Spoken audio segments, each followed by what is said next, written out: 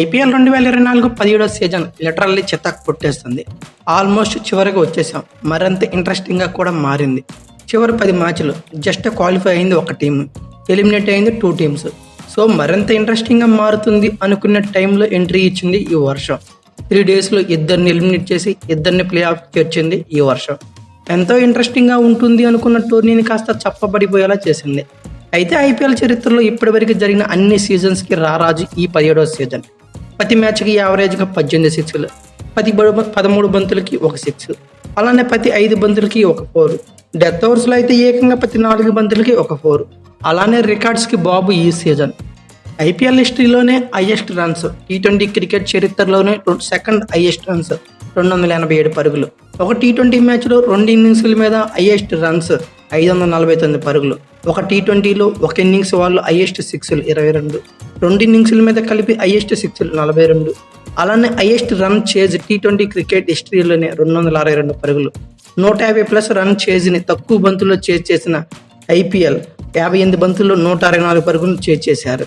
ఇలాంటి బ్లాస్టింగ్ల వల్లే ఈ సీజన్కి మోస్ట్ ఎక్స్ప్లోజివ్ సీజన్గా పేరు కూడా పెట్టేశారు. ఒకసారి పాయింట్స్ టేబుల్ కూడా చూసేద్దాం. ఇప్పటి వరకు 66 మ్యాచ్లు పూర్తవగా లీగ్ దశలో కంప్లీట్ అయ్యాయి. అంటే కేవలం 4 మ్యాచ్లే మిగిలి ఉన్నాయి. కేకేఆర్, ఆర్ఆర్, ఎస్ఆర్హెచ్ టాప్ స్పాట్స్ని కంటిన్యూ చేస్తున్నాయి. 1, 2, 3 ప్లేసుల్లో క్వాలిఫై అయ్యాయి ప్లే ఆఫ్స్కి. ఇక MI, Punjab Kings, Gujarat Titans 3 teams కూడా ఎలిమినేట్ అయ్యాయి లాస్ట్ ప్లేస్లో ఉంటా. అఫీషియల్గా 4 టీమ్స్ రేస్లో ఉన్నప్పటికీ ఒక్క మ్యాచ్ మాత్రమే కీలకంగా మారింది. ఆ మ్యాచ్లో గెలిచిన టీం అఫీషియల్గా ప్లే ఆఫ్స్కి 4th స్పాట్లో అడుగు పెడుతుంది. ఇకైతే ముందే చెప్తున్నా బ్రో, ఇది ఐపీఎల్ 2024 17వ సీజన్ ఫైనల్ మ్యాచ్ అయితే కాదు, అంతకు మించనే చెప్పుకోవాలి. బట్ వర్షం ఎంట్రీ ఇవ్వకపోతే బాగుండు. గెలుపు ఓటములు పక్కన పెడితే ఈ మ్యాచ్ జరగాలని ఇరువురు టీమ్స్ యొక్క ప్రార్థన అని చెప్పుకోవాలి. ఐపీఎల్ 17వ సీజన్లో 68వ మ్యాచ్గా ఆర్సీబీకి హోమ్ గ్రౌండ్ అయిన చిన్నస్వామి స్టేడియం వేదికగా రాత్రి 7:30 నుండి సిఎస్కేతో ఆర్సీబీ ఒక ఇంట్రెస్టింగ్ అండ్ టెరిఫిక్ మ్యాచ్ అయితే ఆడనుంది అని చెప్పుకోవాలి. ఆర్సీబీ గెలిస్తే డైరెక్ట్గా ప్లే ఆఫ్స్కి అయితే క్వాలిఫై అవుతుంది. చేజింగ్ అయితే మాత్రం 18.1 ఓవర్లో కొట్టేయాలి. అదే కాదు, ఫస్ట్ బ్యాటింగ్ అయితే 18 రన్స్తో గెలవాలి. సో ఈ 4 IPL 2024 final match knockout match కంటే ఇంట్రెస్టింగ్గా ఉంటుందని చెప్పుకోవాలి. సిఎస్కే 13 మ్యాచ్ల్లో గాను 7 గెలిచి 6 ఓడి 14 పాయింట్స్తో ప్లస్ 0.528 నెట్ రన్ రేట్తో ఉంది. ఆర్సీబీ ప్రీవియస్ 5 మ్యాచ్లు గెలిచి అనూహ్యంగా ప్లే ఆఫ్ రేసులోకి రావడంతో పాటు టోటల్ 13 మ్యాచ్ల్లో 6 గెలిచి 7 ఓడి ప్లస్ 0.387 రన్ రేట్తో ఉంది. ఈ మ్యాచ్ ఆర్సీబీ గెలిస్తే 14 పాయింట్స్తో పాటు ప్లస్ 0.141 నెట్ రేట్తో సిఎస్కేని ఓడించాలి ఆర్సీబీ. సిఎస్కే గెలిస్తే చాలు డైరెక్ట్గా ప్లే ఆఫ్స్లో అయితే ఉంటుంది. వర్షం వల్ల మ్యాచ్ రద్దయినా చాలు సిఎస్కేని క్వాలిఫై అవుతుందని చెప్పుకోవాలి. అయితే ఈ మ్యాచ్ జరిగే స్టేడియం డీటెయిల్స్ ఏంటి, పిచ్ రిపోర్ట్ ఎలా ఉండబోతుంది, వెదర్ కండిషన్ ఎలా ఉంది, లైవ్ ఎక్కడ చూడొచ్చు, పాస్ట్లో ఐపీఎల్ స్టాట్స్ ఎలా ఉన్నాయి, ప్రజెంట్ ఐపీఎల్ స్టాట్స్ ఎలా ఉన్నాయి ఈ గ్రౌండ్లో కానీ, ప్లేయింగ్ లెవెన్లో ఏమైనా చేంజెస్ ఎక్స్పెక్ట్ చేయొచ్చా, కీ ప్లేయర్స్ ఎవరు, అన్నిటిపై 1 by 1 ఒక లుక్ వేసేద్దాం. అయితే ఈ మ్యాచ్ జరిగే స్టేడియం చిన్నస్వామి స్టేడియం. దీన్ని 1969లో ఓపెన్ చేశారు. ఆడియన్స్ కెపాసిటీ వచ్చేసరికి 40,000గా ఉంటుంది. అయినా ఆర్సీబీ ఫ్యాన్స్తో స్టేడియం కిరిసిపోతుంది అనడంలో సందేహం లేదు. అలానే సిఎస్కేని తక్కువ అంచనేయలేం. ధోని ఎక్కడుంటే ఫ్యాన్స్ అక్కడ ఉంటారని చెప్పాలి. సో ఐపీఎల్లోనే ఫ్యాన్ మేడ్ టీమ్స్ రెండింటి మధ్య బీభత్సమైన నాకౌట్ మ్యాచ్ అయితే వేరే లెవెల్ కిక్ ఇవ్వనుందని చెప్పుకోవాలి. అయితే ఈ స్టేడియం గురించి మాట్లాడుకుంటే అందరికీ తెలిసిందే, చిన్న గ్రౌండ్, ఎయిదర్ సైడ్స్ వచ్చేసరికి 62 మీటర్లు గాను, డైమెన్షన్స్ పరంగా బిహైండ్ వచ్చేసరికి 58 మీటర్లు గాను, స్ట్రైట్ వచ్చేసరికి 72 మీటర్ల వరకు ఎక్స్పెక్ట్ చేయవచ్చు. ఇక పిచ్ రిపోర్ట్ గురించి మాట్లాడుకుంటే అందరికీ తెలిసిందే, బ్యాటర్ ప్యారడైజ్ అని, అలానే ఫ్లాట్ వికెట్, అందులోనూ స్మాల్ డైమెన్షన్స్ కాబట్టి ఈ మధ్య కొన్ని మ్యాచ్లకి అయితే బ్లాక్ సాయిల్ పిచ్ అయితే యూజ్ చేశారు ఈ గ్రౌండ్లో. సో లో స్కోరింగ్ గేమ్స్ కూడా జరిగాయి. వెదర్ అయితే ఎఫెక్టివ్గా లేదు కాబట్టి నాకు తెలిసి బ్లాక్ సాయిల్ పిచ్ అయితే మాత్రం ఇంకా స్లో వికెట్ ఉంటుంది. 140 రన్స్ అనేది కష్టమనే చెప్పుకోవచ్చు. So I think red soil pitch కనుక తీసుకొని ఉంటే కొంచెం బౌన్స్ అయితే హై స్కోర్ అయితే ఎక్స్పెక్ట్ చేయొచ్చు. వెదర్ రిపోర్ట్ గురించి మాట్లాడుకుంటే ఇండియాలో సమ్మర్ సీజన్ అయితే స్టార్ట్ అయిపోయింది. అలా అని వానలు కూడా స్టార్ట్ అయిపోయాయండి. అయితే ఈ మ్యాచ్కి మాత్రం హై రెయిన్ ఫాల్ అయితే ఉందని చెప్పుకోవాలి. మామూలుగా మ్యాచ్ టైంకి అయితే 73% వరకు రెయిన్ ఛాన్సెస్ ఉంటాయి. మ్యాచ్ డేనా May 18th 6 PM అయితే 80% రెయిన్ పడే అవకాశాలు ఉన్నాయని ప్రిడిక్షన్ వాళ్ళ నుండి ఇన్ఫర్మేషన్. అయితే ఐపీఎల్ రూల్స్ ప్రకారం మినిమం 5 ఓవర్ల మ్యాచ్ జరిగిన చాలు ఆడిచ్చేస్తారు. అవకాశం ఉంటే రాత్రి 10:36 వరకు వెయిట్ చేస్తారు ఈ వెదర్ కోసం. ఇక లైవ్ గురించి మాట్లాడుకుంటే యాజ్ యూజువల్గా టీవీస్లో వచ్చరికి స్టార్ స్పోర్ట్స్లో సబ్స్క్రిప్షన్తో కూడి చూడవచ్చు. ఇక ఓటీటీ ప్లాట్ఫామ్స్లో అయితే జియో సినిమాల్లో ఎటువంటి సబ్స్క్రిప్షన్ లేకుండా ఫ్రీగా వాచ్ చేయవచ్చు. అయితే ఈ గ్రౌండ్లో ఐపీఎల్ స్టాట్స్ పరిశీలిస్తే ముందుగా ఫాస్ట్ ఐపీఎల్ స్టాట్స్ ఏంది చూసేద్దాం. టోటల్గా ఈ గ్రౌండ్లో 94 మ్యాచ్లు జరిగితే ఫస్ట్ బ్యాటింగ్ వాళ్ళు 40 గెలిస్తే సెకండ్ బ్యాటింగ్ వాళ్ళు 50 గెలిచారు. నో రిజల్ట్గా 4 ఉన్నాయి. ఆ నో రిజల్ట్ 4 కూడా వర్షం వల్ల అయిపోయినాయి. సో మరోసారి ఈ వర్షం వల్ల నో రిజల్ట్గా ఉంటుందేమో వేచి చూడాలి. హైయెస్ట్ టోటల్ వచ్చేసరికి 287 పరుగులు 3 వికెట్గా ఎస్ఆర్హెచ్ ఈ గ్రౌండ్లో ఉంది. లోయెస్ట్ టోటల్ వచ్చేసరికి ఆర్సీబీ 82 పరుగులకి ఆల్అౌట్ అయింది. ఫస్ట్ ఇన్నింగ్స్ యావరేజ్ స్కోర్ చూస్తే 173 పరుగులుగాను, సెకండ్ ఇన్నింగ్స్ యావరేజ్ స్కోర్ చూస్తే 157 పరుగులుగాను ఉంది. అదంతా పాస్ట్ ఐపీఎల్ సీజన్ స్టాట్స్. అయితే ప్రజెంట్ ఐపీఎల్ స్టాట్స్ ఎలా ఉన్నాయి? టోటల్గా ఈ గ్రౌండ్లో 6 మ్యాచ్ ఈ సీజన్లో జరిగాయి. ఫస్ట్ బ్యాటింగ్ వాళ్ళు 3 గెలిస్తే సెకండ్ బ్యాటింగ్ వాళ్ళు 3 గెలిచారు. సో టాస్ అయితే అంత కీలకం కాదని తెలుసుకోవచ్చు. కాకపోతే వాన పడింది కాబట్టి, రెయిన్ సీజన్ కాబట్టి ఖచ్చితంగా సేజింగ్ అయితే బెస్ట్ ఆప్షన్ అని చెప్పుకోవచ్చు. ఇక హైయెస్ట్ టోటల్ వచ్చరికి ఈ గ్రౌండ్లో 287 పరుగులు 3 వికెట్లు ఈ సీజన్లో ఎస్ఆర్హెచ్ కొట్టింది. లోయెస్ట్ టోటల్ వచ్చరికి జీటీ 147 పరుగులకి ఆల్అౌట్ అయింది. ఫస్ట్ ఇన్నింగ్స్ యావరేజ్ స్కోర్ చూస్తే 193 పరుగులుగాను, సెకండ్ ఇన్నింగ్స్ యావరేజ్ స్కోర్ చూస్తే 179 పరుగులుగాను ఉంది. మోస్ట్ రన్స్ వచ్చరికి విరాట్ కోహ్లీ 6 ఇన్నింగ్స్లో కలిపి 293 రన్స్ కొట్టాడు. మోస్ట్ సిక్సెస్, మోస్ట్ ఫోర్స్ అన్ని విరాట్ కోహ్లీని.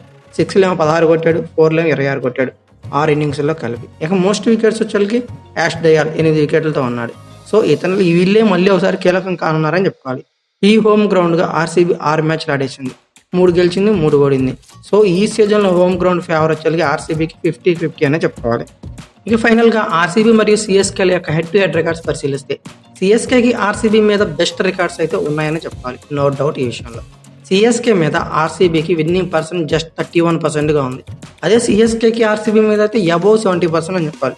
బట్ ఇప్పుడు ఆర్సీబీ టెరిఫిక్ ఫామ్లో ఉంది. బ్యాక్ టు బ్యాక్ 5 మ్యాచ్లు గెలిచి వచ్చింది కాబట్టి అంత ఈజీగా అంచనా వేయడానికి అయితే లేదు. ఓవరాల్గా ఇరు టీమ్స్ మధ్య 32 మ్యాచ్లు జరిగితే ఆర్సీబీ జస్ట్ 10 గెలిచింది. ఇదే సిఎస్కే అయితే ఏకంగా 21 గెలిచింది. ఒకటైతే నో రిజల్ట్గా ఉండిపోయింది. గత 4 సీజన్స్లో వీళ్ళిద్దరి మధ్య 6 మ్యాచ్లు జరిగితే ఆర్సీబీ జస్ట్ 1 మ్యాచ్ గెలిచిందండి. అది కూడా 2022లో. ఆల్రెడీ ఈ సీజన్లో తొలి మ్యాచ్లు వీళ్ళిద్దరి మధ్య జరిగింది, అది కూడా సిఎస్కేనే గెలిచింది. ఇక చివరిగా ఇరువురు టీమ్స్ యొక్క ప్లేయింగ్ లెవెన్ గురించి మాట్లాడుకుంటే ముందుగా సిఎస్కే ప్లేయింగ్ లెవెన్ గురించి పరిశీలిస్తే ఈ మ్యాచ్ జరగకపోయినా సిఎస్కేకి ప్లే ఆఫ్స్కి అయితే డోకా లేదు. 4th స్పాట్లో ప్లే ఆఫ్కి అయితే క్వాలిఫై అవుతుంది. వర్షం వల్ల రద్దయినా కూడా ప్లే ఆఫ్స్కి అయితే వెళ్తుందని చెప్పుకోవాలి. అయితే సిఎస్కే ఎంత సూపర్ ఫామ్లో అయితే లేదు. అగ్రెసివ్ మోడ్లో ఆడి పాయింట్స్ టేబుల్ డామినేట్ చేసిన సెకండ్ హాఫ్ మాత్రం అప్ అండ్ డౌన్స్తో కంటిన్యూ అవుతుంది. బట్ నిన్న ఆర్ఆర్ లాంటి బడా టీంను ఓడించి రెట్టింపు ఉత్సాహంతో బరిలోకి దిగుతుంది. గత 7 మ్యాచ్ల్లో సిఎస్కే యొక్క విన్నింగ్ బెస్ట్ 3 మ్యాచెస్ అని చెప్పుకోవాలి. అందుకే ఈ మ్యాచ్లో సిఎస్కే ఫేవరెట్ అని చెప్పలేని పరిస్థితి నెలకొంది. ఇండివిజువల్ ప్రయారిటీలో అయితే టాప్ క్లాస్ పర్ఫార్మెన్స్ ఇవ్వటం లేదు. అంటే బ్యాటింగ్లో కానీ బౌలింగ్లో కానీ కంప్లీట్గా డామినేషన్ అయితే చూపించట్లేదు. ఏదో అందరూ కలిసి సమిష్టిగా రాణించి ఆల్రౌండ్ షోతో నెట్టుకొస్తున్నారు. మెయిన్లీ టాప్ ఆర్డర్ బ్యాటింగ్ అయితే కంప్లీట్గా డిసప్పాయింటింగ్ అనే చెప్పుకోవాలి. ఒక కెప్టెన్ రుతురాజ్ గైక్వాడ్ మినహాయించి అందరూ out on track. Ajinkya Rahane, Rachin Ravindra ఇద్దరు అటర్ ఫ్లాప్ అవడం అనేది సిఎస్కేని బ్యాక్ ఫుట్లో తీసుకెళ్తుంది. ఒక రుతురాజ్ గైక్వాడ్ మాత్రమే లాక్ వస్తున్నాడు బ్యాటింగ్ ఆడడం చెప్పుకోవచ్చు. తర్వాత మొయిన్ అలీ ఈ మ్యాచ్కి అవైలబుల్గా అయితే ఉండటం లేదు. ఇంగ్లాండ్ ప్లేయర్స్ అందరూ T20 వరల్డ్ కప్ దృష్ట్యా స్వదేశానికి తిరిగి వెళ్ళిపోయారు. డారెల్ మిచెల్ బాగానే ఆడుతున్నా వాటిని లాంగ్ స్కోర్స్కి అయితే కన్వర్ట్ చేయలేకపోతున్నాడు. ఇది మెయిన్ ప్రాబ్లం అని చెప్పుకోవాలి. ఇక శివన్ దుబే ఫెయిల్ అవడం అనేది కంటిన్యూగా అవుతుంది. ఎప్పుడైతే ఐసీసీ T20 వరల్డ్ కప్ స్క్వాడ్లో అతను సెలెక్ట్ అయ్యాడో ఆ రోజు నుంచి దుబే అయితే ఫెయిల్యూర్ అయితే కనబడుతుంది. ఇక ఫినిషింగ్లో జడేజా, ధోని, సమీర్ రిజ్వాల్తో ఇది మాత్రం బాగుందని చెప్పవచ్చు. అయితే పేస్ యూనిట్ పరంగా పతిరానా, ముస్తాఫిజర్ లేన్ లోడ్ స్పష్టంగా కనబడుతుంది. బట్ తుషారా దేశపాండే అయితే మాత్రం ప్రీవియస్ సీజన్లో అంతా కట్టుకోకపోయినా ఎకానమీ పరంగా ఈ సీజన్లో డామినేషన్ అయితే ఎక్సలెంట్గా ఉంది. తొలి నుండి మంచి బ్రేక్స్ ఇస్తూ సిఎస్కేని ఫ్రంట్ ఫుట్లో నిలబెడుతూనే ఉన్నాడు.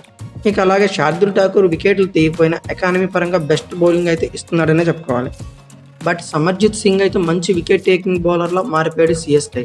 ఇక స్పిన్ యూనిట్ పరంగా జడేజా, తీక్షణ అలానే మిచెల్ శాంట్నర్లతో స్పిన్ ట్రాక్ అయితే సూపర్గా ఉంది. వీళ్ళ ప్లేయింగ్ లెవెన్ ఓవరాల్గా పరిశీలిస్తే Rachin Ravindra, Ruturaj Gaikwad, Ajinkya Rahane, Daryl Mitchell, Shivam Dube, Ravindra Jadeja, MS Dhoni, Shardul Thakur, Tushar Deshpande, Samarjit Singh, Matheesha Theekshana ఇలా ఉన్నారు.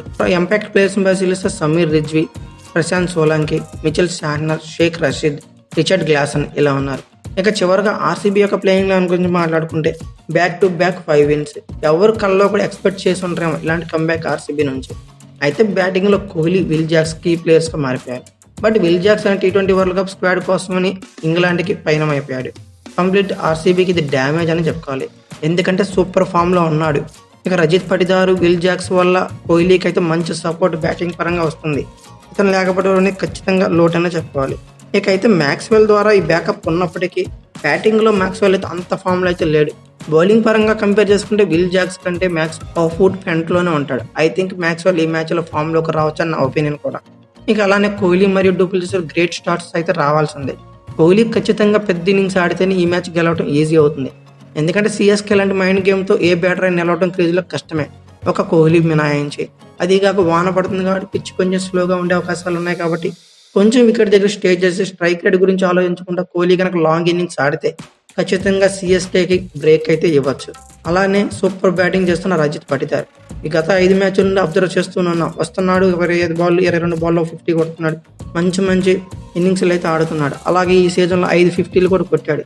ఇక ఆర్సీబీలో ఇతను మిడిల్ ఆర్డర్లో కీ ప్లేయర్గా మారిపోయాడు. అలానే కెమెరన్ గ్రీన్, దినేష్ కార్తీక్లతో మంచి ఫినిషింగ్ కూడా ఉంది. ఇక బౌలింగ్ యూనిట్లో సిరాజ్, యాష్ దయాలు అలాగే లుకీ ఫెర్గ్యూసన్తో మంచి పేస్ ఉంటుంది. రీస్టోప్లే కూడా ఓవర్సీస్కి వెళ్ళిపోయాడు కాబట్టి ఖచ్చితంగా ఈ మ్యాచ్లో అయితే ఉండడనే చెప్తున్నా. ఆర్సీబీ యొక్క స్పిన్ యూనిట్ గురించి మాట్లాడుకుంటే కరుణ్ శర్మతో పాటు ఇప్పుడు మ్యాక్స్వెల్ ఉంటాడు కాబట్టి అతను కూడా కీ బౌలర్గా మారుతున్నాడు. అలాగే బ్యాకప్గా స్వప్నిల్ సింగ్తో బాగానే ఉంది. ఓవరాల్గా వెళ్ళే వల్ల పెద్దగా చేంజెస్ అయితే నేనైతే ఎక్స్పెక్ట్ చేయడం లేదు. విల్ జాక్స్ ప్లేస్లో మ్యాక్స్వెల్ వస్తారనుకుంటున్నా. ఇక ఓవరాల్గా వీళ్ళని పరిశీలిస్తే Faf du Plessis, Virat Kohli, Glenn Maxwell, Rajat Patidar, Cameron Green, Mahipal Lomror, Dinesh Karthik, Karan Sharma, Mohammed Siraj, Lockie Ferguson, Yash Dayal ఇలా ఉన్నారు. ఇంపాక్ట్ ప్లేయర్స్గా స్వప్నిల్ సింగ్, ఆకాష్ దీప్, విజయ్ కుమార్ వాషక్, అనుజ్ రావత్, శ్రేయాస్ ప్రభు దేశాయ్ ఇలా ఉన్నారు. అయితే ఓవరాల్గా వీళ్ళ ఐపీఎల్ స్టార్ట్స్ పరిశీలించినాక, వీళ్ళ హెడ్ టు హెడ్ రికార్డ్స్ పరిశీలించినాక, వీళ్ళ ప్లేయింగ్ లెవెన్లో వీళ్ళ కీ ప్లేయర్స్ని అబ్జర్వ్ చేశాక సిఎస్కే యొక్క విన్నింగ్ పర్సెంట్ 50% గాను, ఆర్సీబీ విన్నింగ్ పర్సెంట్ 50% గాను ఉంది. అయితే మీ ఒపీనియన్ ప్రకారం ఈ మ్యాచ్ కానీ ఎవరు గెలుస్తారనుకున్నారో కామెంట్ బాక్స్లో పిన్ చేయండి. అలాగే ఈ వీడియో కనుక మీకు నచ్చినట్లయితే లైక్, షేర్, కామెంట్లో సబ్స్క్రైబ్ చేసుకోండి. అలాగే పక్కనే ఉన్న బెల్ ఐకాన్ అక్కడ మాత్రం మర్చిపోకండి. Thank you for watching. Have a nice day.